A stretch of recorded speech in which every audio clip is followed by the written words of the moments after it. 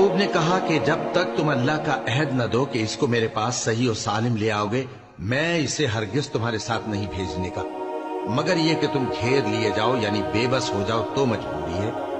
बस जब उन्होंने वालिद को अपना कौल दिया तो याकूब ने कहा कि जो कौलो करार हम कर रहे हैं उसका अल्लाह जामिन है, और फरमाया कि ऐ मेरे बेटो, एक ही दरवाजे से दाखिल न होना बल्कि जुदा जुदा दरवाजों से दाखिल होना, और मैं अल्लाह की तकदीर को तो तुमसे रोक नहीं सकता। बेशक हुक्म अल्लाह ही का है, मैं उसी पर भरोसा रखता हूँ और अहले तवक्कुल को उसी पर भरोसा रखना चाहिए। और जब वो उन मकामात से दाखिल हुए जहां जहां से दाखिल होने के लिए उनके वालिद ने उनसे कहा था, तो वो तदबीर अल्लाह के हुक्म को जरा भी टाल नहीं सकती थी। हाँ, वो याकूब के दिल की ख्वाहिश थी जो उन्होंने पूरी की थी, और बेशक वो साहिब इल्म थे क्योंकि हमने उनको इल्म सिखाया था, लेकिन अक्सर लोग नहीं जानते। और जब वो लोग यूसुफ के पास पहुंचे तो यूसुफ ने अपने हकीकी भाई को अपने पास जगह दी और कहा कि मैं तुम्हारा भाई हूं, तो जो सुलूक ये हमारे साथ करते रहे हैं उस पर अफसोस न करना।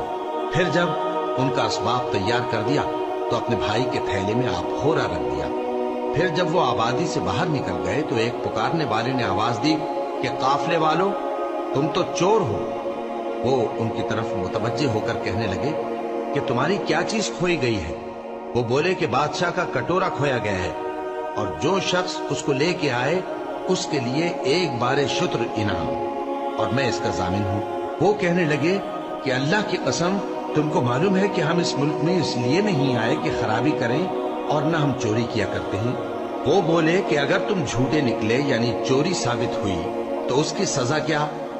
उन्होंने कहा कि उसकी सजा ये कि जिसके थैले में वो दस्तयाब हो वही उसका बदल करार दिया जाए। हम जालिमों को यही सजा दिया करती हैं। फिर यूसुफ ने अपने भाई के थैले से पहले उनके थैलों को देखना शुरू किया, फिर अपने भाई के थैले में से उसको निकाल लिया। इस तरह हमने यूसुफ के लिए तदबीर की, वरना बादशाह के कानून के मुताबिक वो अपने भाई को ले नहीं सकते थे, मगर ये कि अल्लाह चाहे।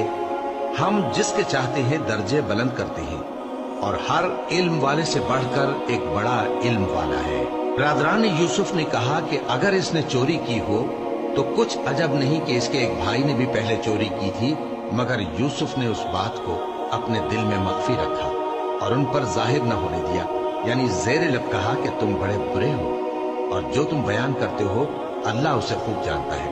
वो कहने लगे कि ऐ अजीज, इसके वालिद बहुत बूढ़े हैं और इससे बहुत मोहब्बत रखते हैं, तो इसको छोड़ दीजिए और इसकी जगह हम में से किसी को रख लीजिए। हम देखते हैं कि आप एहसान करने वाले हैं।